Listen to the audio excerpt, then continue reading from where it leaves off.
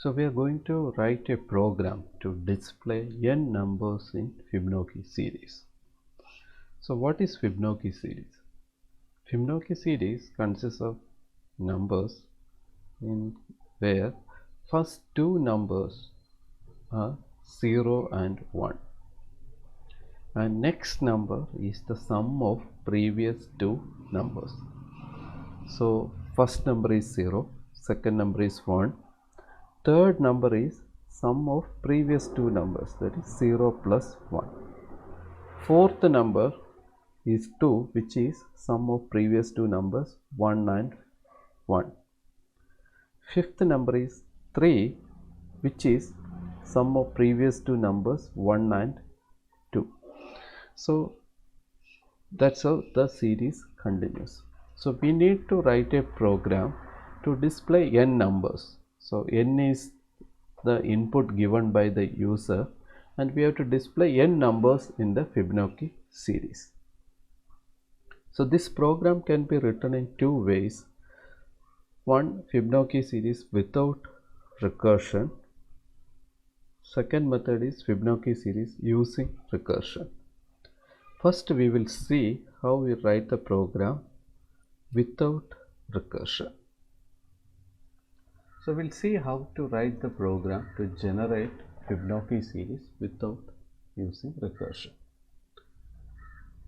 So we have 5 variables declared here: a, b, c, n, I, all of integer data type. Since the series always starts with 0, 1, so we have assigned those values to two variables a and b. So those are going to the first two values to display 0, 1. Then we are reading the number of elements to display in the series. So this is an user input, hence we are asking the user to enter a number so as to find out like how many numbers to be displayed in the series. So that is read into a variable n. So if n is 1, so if the user enters the value as 1, that means we need to display only one value in the series. So that is already stored in a, and it displays 0. If n equal to 2, n equal to 2 means what? We have to display two numbers in the series, that is 0 and 1. So if n greater than or equal to 1, it displays a, and if n greater than or equal to 2, it displays b. So it will display a as well as b. So it displays 0, 1. Now if the user inputs a number greater than or equal to 3, that means we need to generate the remaining numbers in the series. For that we have a loop counter I, and it is initialized as 2. Why it is initialized as 2? Because we have already displayed two numbers in the series.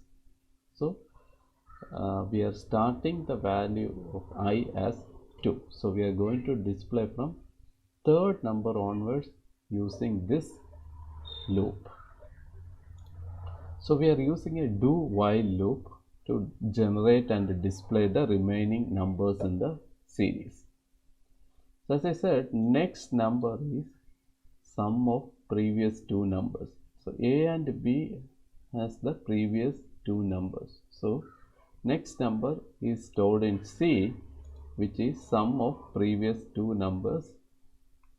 So that is the calculation used, c equal to a plus b. Now we are interchanging the values in the a and b variables. So value of a is assigned as b and value of b is assigned as c, so that we always have last two numbers of the series in these two variables. Then we are incrementing the loop counter. So we are going to display the next number in the series, hence we are incrementing the loop counter I equal to I plus 1. Then we are displaying the value in the series is stored in variable c, so we are displaying the variable c here. So this will display the next number in the series. And this process, this loop continues till we display all numbers as required by the user. So since till we have I reaches n, so value of I increments after each loop, and once I becomes n, this loop will stop.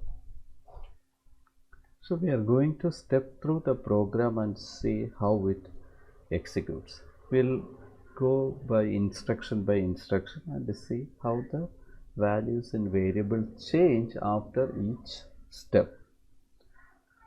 So I'm going to start the debugging, and we have all the variables here on the debug watch window, and we can see the runtime values of these variables. So first statement is A is assigned as 0. So value of A is set as 0, and next B equal to 1. The next statement is asking the user to enter a value. So it display enter a number in the output screen. The next instruction is to read the input value. So I'm executing that, and I'm entering the value as 5 here. As I press enter key, the control goes to the 10th statement. Here it checks whether the value entered n is greater than or equal to 1. So we have entered 5 as the value.